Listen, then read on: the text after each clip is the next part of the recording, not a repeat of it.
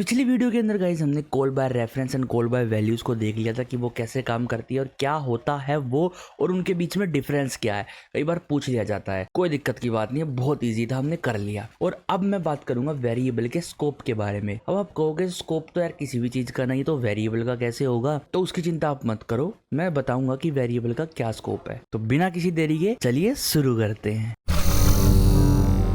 Welcome back guys, आप सभी लोग एक और ब्रांड न्यू वीडियो के अंदर। और आज की इस वीडियो के अंदर हम डिस्कस करने वाले हैं वेरिएबल के स्कोप के बारे में। किसके बारे में? वेरिएबल के स्कोप्स के बारे में। तो फटाफट से यहाँ पे मैं फाइल बनाता हूँ 22 डॉट अपनी जो वेरिएबल का स्कोप है ना, वेर स्कोप, ओके।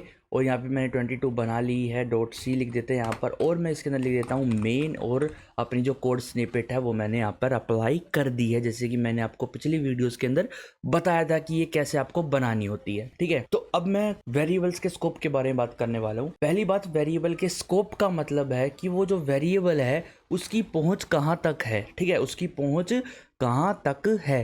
तो देखो, जब भी आप एक कोड ब्लॉक बनाते हो ना, तो जब भी मैंने आपको स्टार्टिंग में जो जितने भी प्रोग्राम्स में मैंने आपको सिखाई है, छोटे छोटे टॉपिक्स आपको करवाए हैं, उसके अंदर मैंने एक वर्ड यूज़ करा है, ब्लॉक ऑफ कोड। क्या यूज़ करा है? Block of code. और वो ब्लॉक ऑफ कोड क्या है? कर्ली ब्रैकेट्स, ठीक है। कर्ली ब्रैकेट्स के अंदर कुछ भी हम कोड लिखते हैं तो वो एक तरीके से एक ब्लॉक ऑफ कोड होता है। क्या होता है? एक ब्लॉक ऑफ कोड। तो यहाँ पर जब भी आप कोई वेरिएबल बनाते हो ना, तो जिस ब्लॉक ऑफ कोड में आपने वो वेरिएबल बनाया है वो वहीं तक सीमित होता है, उससे बाहर आप उस वेरिएबल का यूज नहीं कर सकते हो। क्या? उससे बाहर आप उस वेरिएबल का यूज नहीं कर सकते हो। अब बात कर लेते हैं यहाँ पे कुछ वेरिएबल्स के टाइप के बारे में कि भाई कितने टाइप के हैं। यहाँ पर लोकल वेरिएबल होते हैं और ग्लोबल वेरिएबल होते हैं, ठीक है। लोकल का मतलब क्या समझते हो? आप जब भी बोलते हो कि भाई ये तो लोकल कंपनी है, लोकल का मतलब है कि ये जो कंपनी है ये आपके एरिया तक ही सीमित है। और ग्लोबल मतलब कि जो पूरे वर्ल्ड में यूज हो सकता हो। जैसे कि मैं आपको एक एग्जांपल देता हूँ। मान लो आपने कोई कंपनी को ओपन करी है और आप क्या कर रहे हो, अभी अपने शहर में ही अपने जो प्रोडक्ट है वो सप्लाई कर रहे हो, ठीक है। वो अपने प्रोडक्ट जो है सप्लाई कर रहे हो, तो आपकी जो कंपनी होगी अभी वो लोकल कंपनी। लोकल मतलब कि आप सिर्फ एक एरिया में ही सीमित हो, उसी एरिया के अंदर आप अपने जो प्रोडक्ट है वो सप्लाई कर रहे हो, उसके बाहर आप अपने प्रोडक्ट्स को सप्लाई नहीं कर सकते। धीरे धीरे आप जब एरिया बढ़ाते जाओगे तो उसके हिसाब से आपकी जो स्कोप है, आपकी जो कंपनी का जो स्कोप है वो बढ़ता जाएगा, ठीक है। और जब आप पूरे वर्ल्ड में किसी चीज़ को सप्लाई कर रहे हो तो मतलब कि आपकी जो कंपनी है वो ग्लोबल कंपनी है, ठीक है। तो ऐसे ही वेरिएबल्स होते हैं यहाँ पर, ग्लोबल वेरिएबल और लोकल वेरिएबल। लोकल वेरिएबल का मतलब वो है जो कि एक पर्टिकुलर ब्लॉक ऑफ कोड के अंदर बना है। मतलब कि जैसे कोई भी ब्लॉक ऑफ कोड है, मतलब कि कोई भी कोड ब्लॉक है यहाँ पर, जैसे कि ये मैंने कर्ली ब्रैकेट्स यहाँ पर लगाए, तो इसके अंदर अगर मैं कोई भी वेरिएबल बनाता हूँ तो वो बनेगा लोकल वेरिएबल। क्या बनेगा? लोकल वेरिएबल, ठीक है। अब लोकल वेरिएबल मैंने आपको बहुत सारे बनवाए हैं और अभी तक जितने भी मैंने वेरिएबल्स आपको बनवाए हैं वो सभी के सभी लोकल वेरिएबल्स थे, ठीक है। अब जैसे कि मैं मेन फंक्शन के अंदर अपने एक इंट ए बना लेता हूँ, इंट बी बना लेता हूँ, ये सभी के सभी हैं लोकल वेरिएबल। मतलब कि ये सिर्फ मेन फंक्शन तक ही सीमित है। यहाँ तक कि अगर कोई आप बाहर फंक्शन बनाते हो, जैसे कि मैं कोई वॉइड फन नाम से कोई भी फंक्शन बनाता हूँ इंट ए, और इसके अंदर मैं जैसे कि a+4 कर देता हूँ, तो ये भी जो है, ये जो a है ये अपने फंक्शन तक ही सीमित है और ये जो है अपने फंक्शन तक सीमित है। अगर मैं यहाँ पे इस फन नाम के फंक्शन को कॉल भी करूँ ना, तो भी ये जो वेरिएबल है ये इसी फंक्शन तक ही सीमित रहेगा। ऐसा नहीं है कि मैंने इस फंक्शन को इस ब्लॉक ऑफ कोड के अंदर कॉल कर दिया तो मैं इस वेरिएबल को इस फंक्शन के अंदर भी यूज कर सकता हूँ, ऐसा नहीं है बिल्कुल भी, ठीक है। तो मतलब कि ये वेरिएबल्स हैं लोकल वेरिएबल्स, ओके। अब बात करते हैं ग्लोबल वेरिएबल के बारे में। ग्लोबल का मतलब है जो आपने एक बार बना दिए, जो वो किसी भी फंक्शन में यूज हो सकते हो, किसी भी फंक्शन में आप उनको एडिट कर सकते हो, चेंज कर सकते हो, कुछ भी कर सकते हो, ठीक है। अब मैं आपको इसका एक एग्जांपल देने वाला हूँ, बहुत बढ़िया वाला। अब देखते जाओ। देखो यहाँ पर मैं अगर कोई मेन के बाहर कोई अगर वेरिएबल बनाता हूँ, यहाँ पर इंट, ठीक है, मैंने जी मतलब कि ग्लोबल वेरिएबल बनाया है जी नाम से, और जिसकी वैल्यू मैंने 78 दे दी है, ठीक है, जिसकी वैल्यू मैंने 78 दे दी है। अब मैं मेन फंक्शन के अंदर अगर इसको मैं एक्सेस करना चाहूँ तो मैं इसको कर सकता हूँ, ठीक है। कैसे करूँगा?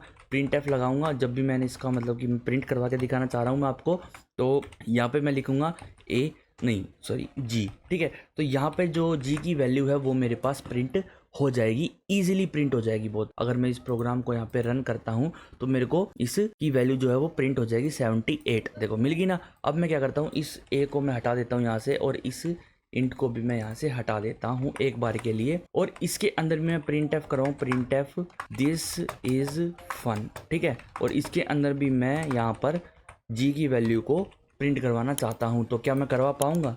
नहीं, क्या मैं करवा पाऊंगा? आपके हिसाब से क्या लगता है, आपको करवा पाऊंगा? बिल्कुल करवा पाऊंगा। देखो मैं यहाँ पर प्रिंट एफ के बाद फन वाले फंक्शन को मैं यहाँ पर कॉल करता हूँ और कॉल करने के बाद मैं आपको प्रोग्राम को चला के भी दिखाता हूँ। तो हमारा जो काम है ये हो जाएगा। देखो 78 पहले प्रिंट हुआ, फिर इस फंक्शन के अंदर भी 78 प्रिंट हुआ ना?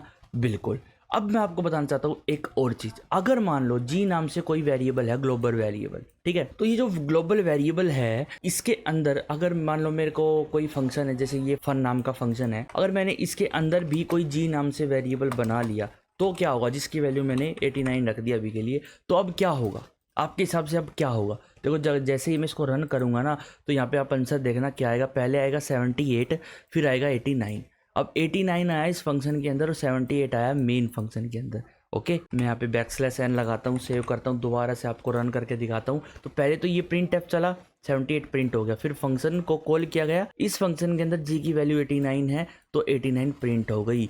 मतलब कि अगर उसी वेरिएबल के नाम से अगर आप लोकल वेरिएबल बनाते हो तो पहले लोकल वेरिएबल को प्रायोरिटी दी जाएगी। अगर उस ग्लोबल वेरिएबल के नाम से अगर कोई वेरिएबल है, मतलब कि कोई ग्लोबल वेरिएबल है और उसी सेम नाम से ही कोई लोकल वेरिएबल भी है तो पहले उसकी वैल्यू को उठाया जाएगा। पहले मतलब उसी की वैल्यू को उठाया जाएगा जो अगर लोकल है तो। इस बात का आपको ध्यान रखना है, ठीक है। इसी चीज़ में कंफ्यूजन होती है कि भाई ये लोकल वेरिएबल क्या है, ग्लोबल वेरिएबल क्या है, वो मैंने आपको बता दिया है। और अगर आप ग्लोबल वेरिएबल बनाते हो और उसी नाम का आपने कोई लोकल वेरिएबल भी बना दिया तो पहले तो लोकल वेरिएबल को प्रायोरिटी दी जाएगी, ठीक है।